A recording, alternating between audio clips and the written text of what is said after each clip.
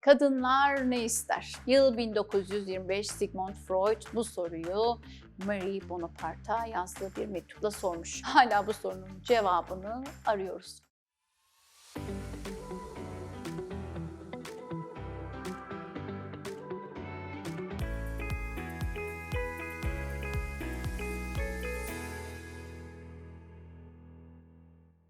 Benim cevabım ne biliyor musunuz? Kadınlar en derinden arzulanmak ister. Kendine şehvet duyulmasını ve seçilmiş olmayı ister. Yani kadınlar istenmiş olmayı ister.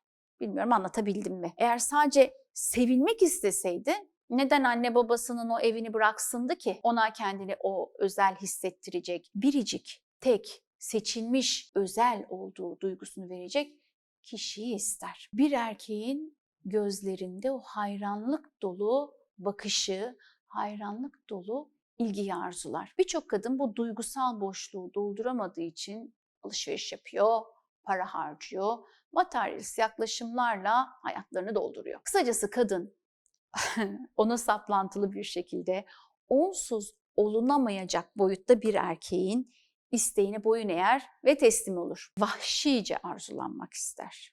Şehvetle arzu edilmek kadınlığın tam da özü. Birçok çift çocuklarını birlikte büyütebilirler, bir evin sorumluluğunu paylaşabilirler ve nihayetinde ışıklar kapandığında kadın kocasının gözlerinde büyülenmiş bir arzuyla ona yaklaşmasını ister. Evet sevgili beyefendi, karın sana bu gece başım ağrıyor diyorsa sevgili beyefendi, kadınının arzu ateşini yakamamışsın demektir. Gerçekten arzulamamışsın demektir. Özel ve biricik olduğunu hissettirememişsin demektir. Kadınlar sempatik, şefkatli, sevecen, aşık isterler. Ama bazen de böyle kapılıp gitmek isterler. Eşlerinden ona kur yapmasını, flörtleşmesini beklerler. Birçok adam eşleri anne olduktan sonra ki bizim ülkemizde bu çok fazladır. Madonna fahişe sendromu diyoruz biz buna. Da bununla ilgili ben bir video hazırladım.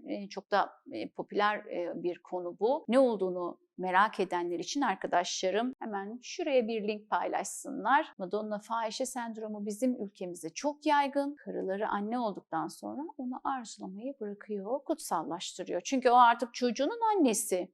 Artık o memelerde ona bir şehvetli bir şey yok. Çocuklarının besin kaynağı olarak görür. Kadını kutsal sayar. Bu adamlar genellikle sevgili kadınlar izliyorsanız bu videoyu bu adamlar kadın avcısı olarak bilinirler. Sonrasında da o kadınlarla evlendikten sonra karısını hizmetçiye, dadıya dönüştürüyor. Ruhu olmayan, cinselliği solmuş, sönmüş, işte yanaklarındaki o tomurcuğu sönmüş kadınların dramıdır.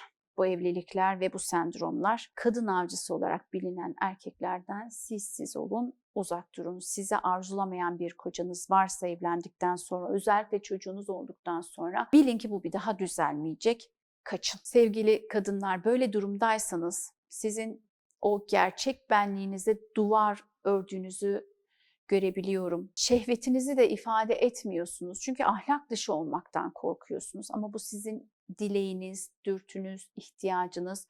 Bu noktada korkmanıza gerek yok. Ve bu kadınlar zaten kendini, bizim ülkede durum da böyle. Yani bizim kadınlarımızın kendini keşfetmesi için zaten çok az imkanı var. Ve bu kadınlar da zaten kendini keşfedemeden materyalist şeylerle hayatlarını dolduruyorlar. Ev işleriyle, alışverişle, çocuklarla kendini birer dadıya, hizmetçiye çevirirler. Erkeklerin tabii bunda büyük bir sebebi var. Böyle bir şey varsa kaçın, kurtulun diyorum. Buradan bir başka şeye atlayacağım ki bazı erkeklerde şu var, her erkek için söylemiyorum. Böyle derinlerinde, bilinçaltında şu yatarken ben bir kadına hükmedemezsem, onun cinsel tatminini sağlayamazsam, işte onu mutlu edemezsem gibi endişeler ve korkular yatabilir.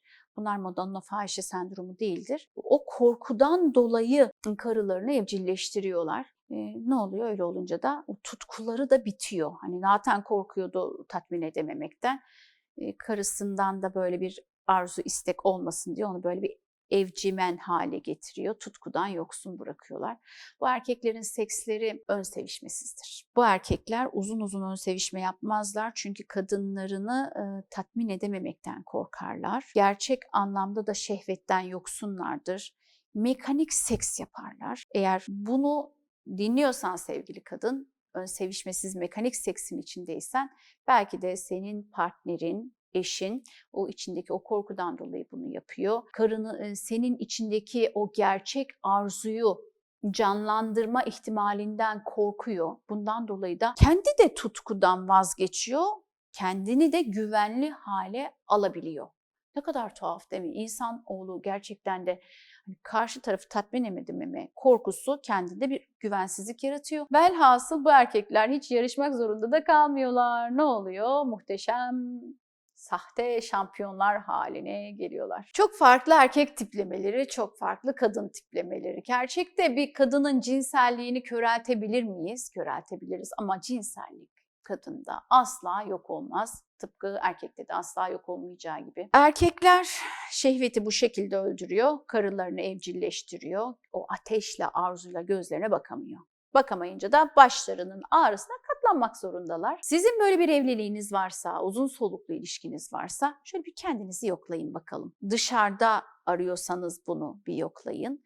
Temelinizde bu korkular yatıyor olabilir. Yani ya da başka şeyler yatıyor. Hangisinin yattığını bulmanın yolu da ne biliyor musunuz? Kendi öz farkındalığınızdan geçiyor. Öz farkındalığınızı nasıl kazanacaksınız? Kendinizi nasıl bileceksiniz, tanıyacaksınız?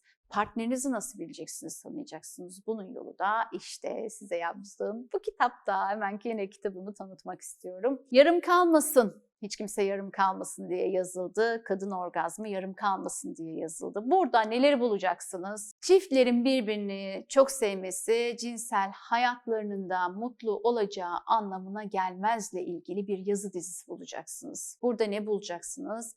Kavgadan sonra sevişmeyinle ilgili bir yazı bulacaksınız.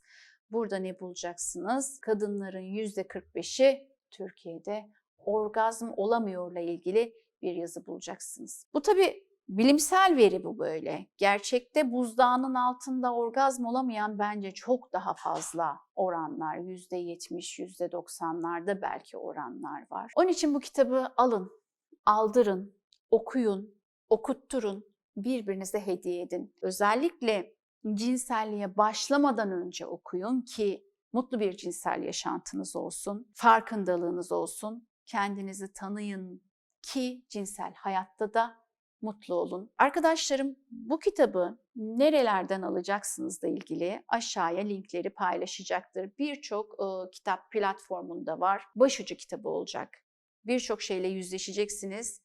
Sizin anlayacağınız bir dille bilimsel literatür ışığında yazdım ve içinde kadını daha kolay orgazm olmasını sağlayacak pozisyonlardan tutun, daha kolay hamile olmasını sağlayacak ipuçlarına kadar birçok temel bilgiyi bulabileceksiniz.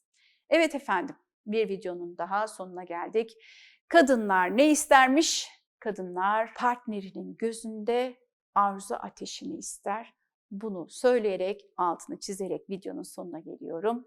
Bir sonraki videoda Evde Şehvet Bitti serisinin son videosu olacak. Erkekler ne isteri konuşacağız. Takipte kalın. Merak ettiğiniz konular hakkında aşağıya yorum yazmayı ve kanalıma abone olmayı, bildirimlerden haberdar olmak için de zil ikonuna tıklamayı unutmayın efendim. Hoşça kalın.